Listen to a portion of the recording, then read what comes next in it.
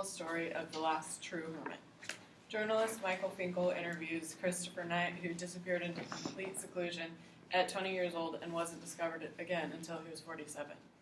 In these 27 years, his only interaction with another person was with two hikers that passed by his camp. They exchanged a simple hello. That was the only word that he spoke until his discovery. The novel explores concepts such as sanity, solitude, a man's relationship with the natural world. Finkel aims to understand Knight's unique mind and experience by asking questions about how he spent his time and why he was so comfortable in isolation.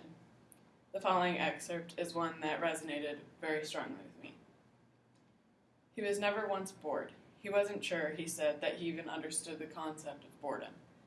It applied only to people who felt they had to be doing something all the time, which, from what he'd observed, was most people. Hermits of ancient China had understood that wu-wei, non-doing, was an essential part of life, and Knight believes there isn't nearly enough nothing in the world anymore. Knight's nothingness had another component, watching nature, he called it, but he wasn't satisfied with the description. It sounds too Disney-fied. Nature, Knight clarified, is brutal. The weak do not survive, and neither do the strong. Life is a constant, merciless fight that everyone loses. From his clearing in the woods, every sight lined shore, Knight heard far more than he saw. And over the years, his hearing grew sharp. His existence had a seasonal soundtrack.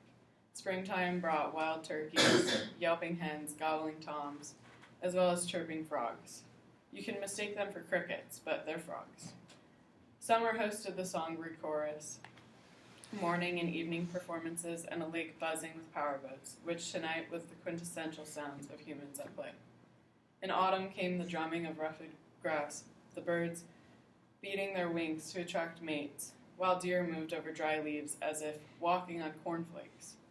In winter, the rumble of an ice crack propagating against one of the ponds sounded like a bowling ball rolling down an alley. A heavy storm would blot out everything.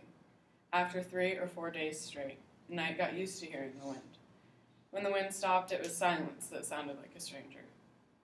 Rain could fall torrentially, thunderbolts cracking with fury, and a really close lightning strike, Knight admitted, frightened him.